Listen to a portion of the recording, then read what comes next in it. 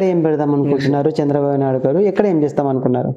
Already Lokesh IT minister గారు industrialist ని main గా వస్తున్నారు. మొన్న లూలు గ్రూప్ తో చర్చలు అయిపోయినాయి. లూలు గ్రూప్ వైజాగ్, విజయవాడ, తిరుపతి వస్తుంది అన్నారు. దానివల్ల కొంచెం ఉద్యోగాలు ఎంతో కొంతమందికి ఉద్యోగాలైనా వస్తాయి కదా సార్. దానివల్ల అలాంటి ఉద్యోగాలు లేకపోవడం వలన జగన్ కొంచెం మనీ ఇచ్చాడు, కానీ అలాంటివి లేకపోవడం వలన ఓడిపోయాడు అని మేము అనుకుంటున్నాం.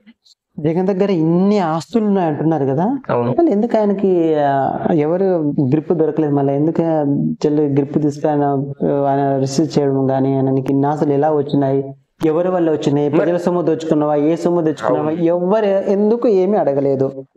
అంటే జగన్ 2019 లో గెలిచాడు. అంతకు ముందు మరి 16 months జైల్లో ఉన్నాడు మనందరికీ తెలుసు. మరి మరి అది ఆస్తులు అలాంటివి ఉండటం వల్లనే కదా, స్కామ్ల వల్లనే కదా సార్ జైల్లో ఉన్నది. ఇప్పుడు మన ఇండియాలో ఏ రాజకీయ నాయకుడు 16 months జైల్లో లేడు నాకు తెలుసు. నేను మామూలుగా న్యూస్ చూస్తున్నాను వరకు ఏ రాజకీయ నాయకుడు అంత జైల్లో లేడు. మొన్న కూడా చంద్రబాబు నాయుడు గారిని జైల్లో పెట్టాడు, ఒక 40 days పెట్టినట్టు ఉన్నారు. నిన్న ఈడీ కూడా తీర్పు ఇచ్చింది.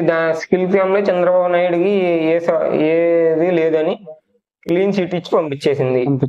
మరి అలాంటివి అంతకుముందు ఇంతవరకు జగన్ కి ఆ క్లీన్ చిట్ లో ఎలాంటి పొజిషన్ లో కూడా రాలేదు.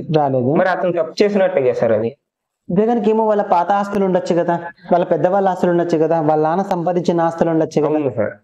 అంటే అది కూడా ఉంటది ఉంటది కదా. ఇప్పుడు ఆయన పెద్దల ఆస్తులు సంపాదించవచ్చు, వాళ్ళ నాన్న సంపాదించవచ్చు, వాళ్ళ నాన్న ఆస్తులు సంపాదించవచ్చు. ఈయన రాజకీయాల్లో వచ్చినప్పుడు అంత ఇంత సంపాదించుకున్నాడు. అదే సార్, మనం కూడా అసెంబ్లీలో చూస్తా ఉంటాం 3 ఎకరాలతో వచ్చారు, 300 ఎకరాలు ఎలా కొన్నారు, అది ఇది అంటా ఉంటారు. మరి అది ఎలా వచ్చిందో అది వాళ్ళకి రాజకీయ నాయకుడైనా తినాల్సిందే.